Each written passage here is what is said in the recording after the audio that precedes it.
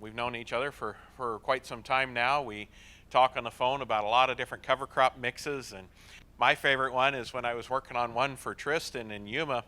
I said, what do you think we should do here? Because, it gets up to 115 degrees, it's sandy soil, very saline, all this stuff.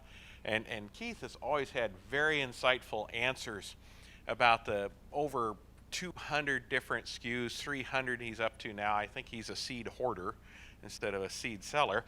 But all these experience from all around the world, and he's like, I have no idea.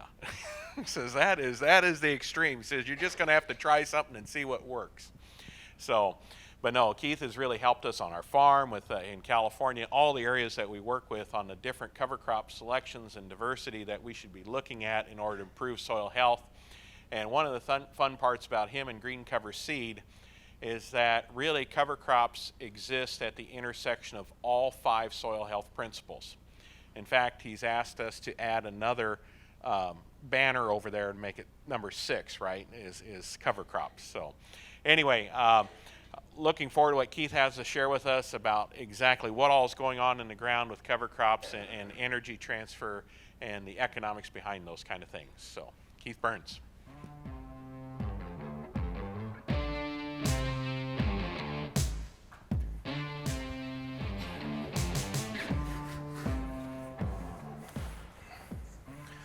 Houston, we have a problem.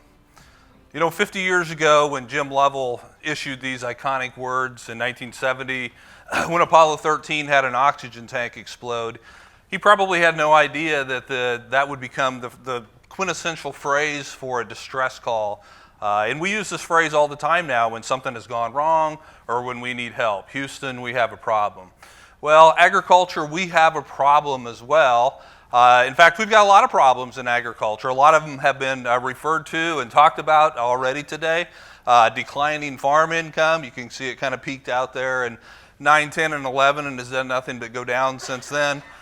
We've got high yields, but also very high inputs to get these yields, and a lot of people are showing no profit even when they're having record yields.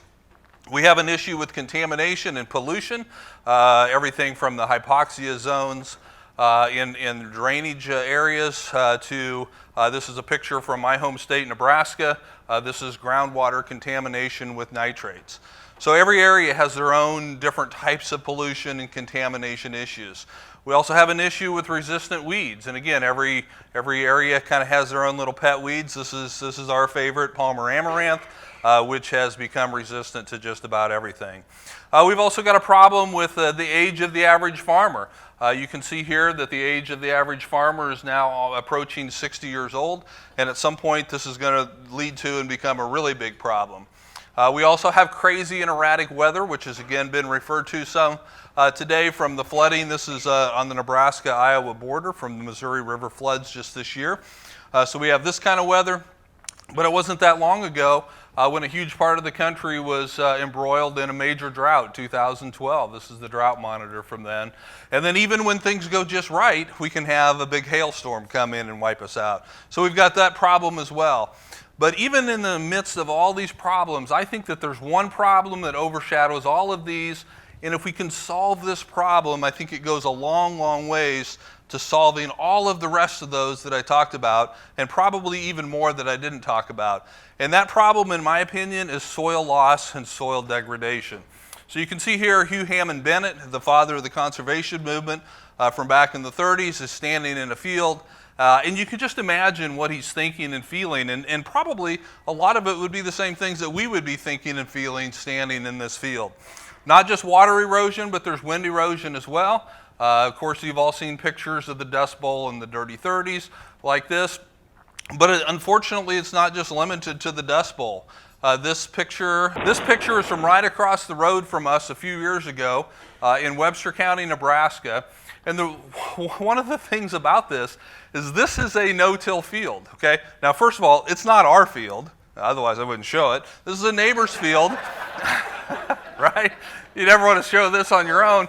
But this is a no-till field. This has been no-tilled for 5 or 6 years. but they had pulled all the residue off. They'd raked it up and they'd hauled it off to the feedlot for a few bucks a bale. And so that is a no-till field that is just blowing like crazy. And so that shows you that no-till is not the answer, because no-till without residue is no good. So it's a huge problem that we have. I don't know if any of you have ever been going down Interstate 80 in Iowa. You know, I can say a lot of things about Iowa, but they've got some of the coolest rest stops around. At this rest stop in Iowa, they have this set of pillars, and I'll show you the rest of them on the next slide. But Henry Wallace, who is from Iowa, he was the vice president under FDR and also the Secretary of Agriculture. This is what's written on this pillar. He says, "To see rich land eaten away by erosion, to stand by as continual cultivation on sloping fields wears away the best soil, is enough to make a good farmer sick at heart. My grandfather, watching this process, used to speak of the voiceless land. In our time, we have seen the process reach an acute stage, and we have at last begun to take to heart the meaning of soil exploitation." I like that phrase, soil exploitation, because really that's what we've kind of done and are continuing to do. And he said this in 1936. He says, "We begin to take to heart the meaning of soil exploitation." Here's what the rest of that rest stop looks like in Iowa. So these pillars represent how much topsoil is in Iowa over the years. So in 1850, there was 14 inches. Now this is not from this rest stop area. This was an average across the state of Iowa. 14 inches, 1900, 11 and a half, 1950, 8 and a half, 1975, 7 inches, the year 2000, 5 and a half. Here in 2020, I don't know what it is, but I'm pretty sure it's not more than 5 and a half. Okay? So this is Iowa, and this is some of the best soils in the world, and they've lost almost 2/3 of their topsoil. And it's not just a losing of the topsoil, because I'm guessing that most other areas are probably this bad or worse. We've lost half of the topsoil that we started with, but the soil that we have left doesn't have as much carbon as it used to. This is a picture from Dave Brandt's farm. Dave's soil is on the right. It's the really nice, dark, chocolate-looking soil. Same soil type on the left, right across the neighbor's fence line. Same soil type, but a very pale color, because all of the organic matter has been farmed out of this. And when we lose the organic matter, that's not soil loss, that's soil degradation. But it still leads to very, very major issues in production, and it leads to us having to put a lot more inputs into the soil to get the same amount back out of it. And I'll talk more about that tomorrow. So how do we solve this problem? This problem is soil degradation, soil loss, soil exploitation. Well, if we look back at how did Apollo 13 solve their problem, you got to go through about 4 steps. You got to identify the real issues. You have to identify the tools and the resources that are available. You get the best minds on solving the problem, and be creative in the solutions. And so I think the real issue is this soil loss, soil degradation. Today I'm going to talk a little bit about identifying tools and resources that are available. I'll go into much more detail tomorrow on this. We have some of the best minds on the problem. That's part of what this conference is about, is bringing these minds together to work on these problems. And then one of the things that I just enjoy so much about my job is I get to be with a lot of people that are very creative in their solutions. So with that in mind, and kind of with what we heard last night about kind of making things up, I made up Keith's 5 laws of Terra Biodynamics, okay? This is the worldwide premiere of these 5 laws. And Terra means earth or the soil. Bio means the biology, and the dynamics is the interaction in between. So these are the 5 laws that govern all these things that happen between the soil and the biology, and that makes all this work. Law number 1 is that solar energy is constant, limitless, free, and can be accumulated, okay? And I really enjoyed the talk about energy, and I'll talk more about the energy part of all of this tomorrow. But really, as farmers, we have access to constant, limitless, free energy, and it can be accumulated. You can't say that about any other industry, that you have this free energy and we get a new supply, a fresh supply every day, and if you don't have something out there capturing it, we're really wasting money. Law number 2 is that plants are the best way to capture, store, and convert this solar energy.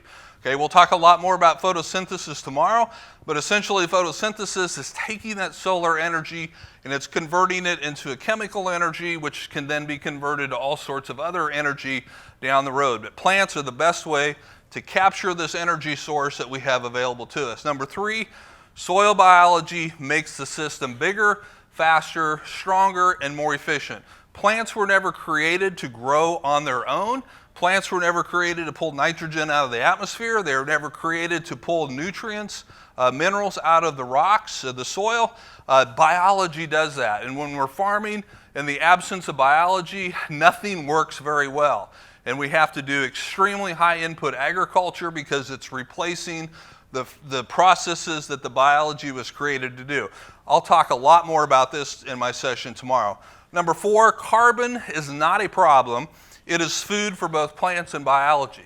So carbon is not a problem, it's just sometimes in the wrong place. We need to put the carbon back in the soil where it belongs, because when it's there, it has an incredibly powerful function. The picture on the right, and again, I'll talk about this more tomorrow, that is liquid carbon leaking out of the root system, feeding all of the biology in this ecosystem, and they'll do amazing, amazing things for us. So carbon is not a problem, it's food for plants and biology. And number 5, water is essential for all life and all processes. And we really need to do a great job of managing our water, and that's everything from getting it into the soil to being able to store it, and then really making that water cycle very efficient. Like Dr. Beck said, take the E out of ET, get the water in the soil, and utilize all of it for these processes. So we can solve this soil problem that we have through soil health, and I'm going to go through these 5 principles of soil health that Monty referenced, because it really does go into solving the soil problem. Because we've lost a lot of our soil, but we can regain some of it, and we can make the soil that we have a lot better. So number 1, keep the soil covered. That's the first principle of soil health. So very important. And on each one of these that I'm going to go through, I'm going to reference the laws of Terra Biodynamics that go into the basis of the principles of soil health. So keeping the soil covered is exceptionally important, because law number 1 is that solar energy is constant and limitless, but it is very, very bad. Solar energy is very bad if it's on bare soil. Number 1, it's wasted.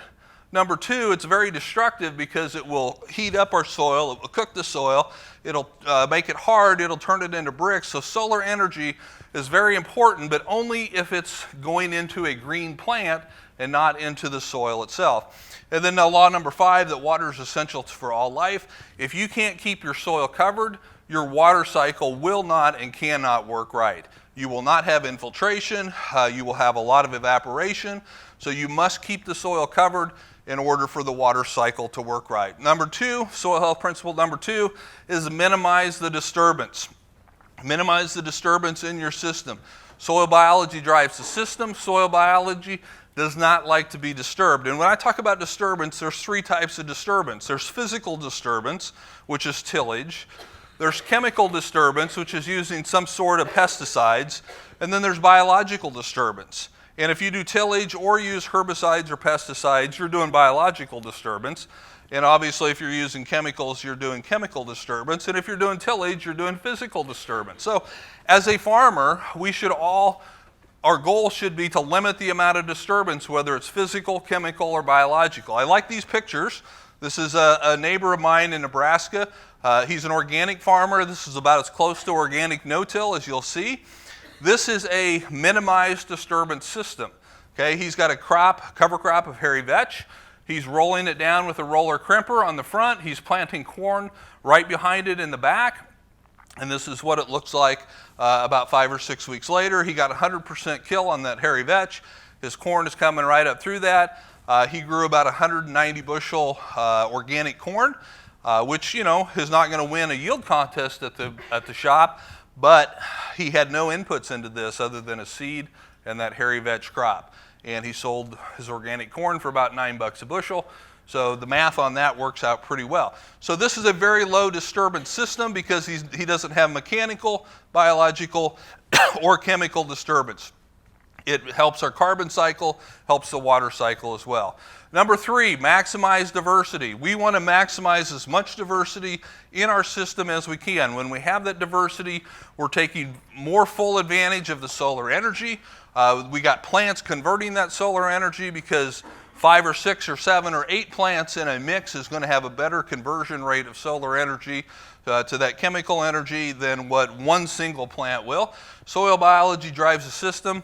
Biology loves diversity. A diversity of plants will beget a diversity of biology. And carbon is not a problem. When we have diversity, we're putting more carbon into the soil where it belongs, and we'll have less up in the atmosphere where it is a problem. Soil health principle number 4, we want to have living roots as often as possible. Again, this is a picture of something that's been alluded to. Tom talked about it a little bit. This is interseeding into corn so that as the corn is dying off, we've got our cover crop which is coming on, and it's still green, and it's keeping our ecosystem alive. Again, it's converting more solar energy, it's helping with more plants, it's supporting our biology, and it's putting carbon back where it goes as well. So these are all very important principles, and they all kind of come together in principle number 5, which again has been referenced here: integrate properly managed livestock. Now I use this phrase, properly managed livestock, because we are good examples of having livestock that was not properly managed at times. As our seed business was growing so fast, we had cattle, but they kind of got left on the back burner because we had all our labor over in the seed side of things. And there were times when we left cattle in a paddock too long, and I think mismanaged livestock is probably worse than not having livestock at all. So if you're going to do livestock, you need to be prepared to properly manage them. I can't stress how important that is, because otherwise people will try it, they'll get a really bad taste in their mouth, and then they'll say, boy, you can't integrate cattle into your cropland at all because we tried that once and it didn't work. But when you have cattle in there, you can have more plants converting more solar energy, especially when you're starting to integrate some perennials like Dr. Beck talked about as well. And there's nothing like a good herd of ruminant animals properly managed to really boost the biology in the system. And if you really want to jumpstart the soil biology in your system, look at properly managing livestock. So, soil is created. We saw how soil is lost through water erosion, through wind erosion. Soil is created at the intersection of plants, biology, water, and carbon.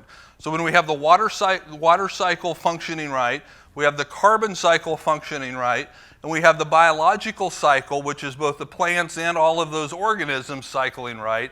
At the intersection of all 3 of those, we create soil. We don't just make it better, we can create it, and much, much faster than what the textbooks would say, where it takes thousands of years to make an inch of topsoil. Not true. We can create topsoil much, much faster when we have all of these things working in harmony and working right. And there's plenty of people in this room that are good examples of we can create the soil. So not only can we solve the problem, but we can actually reverse it.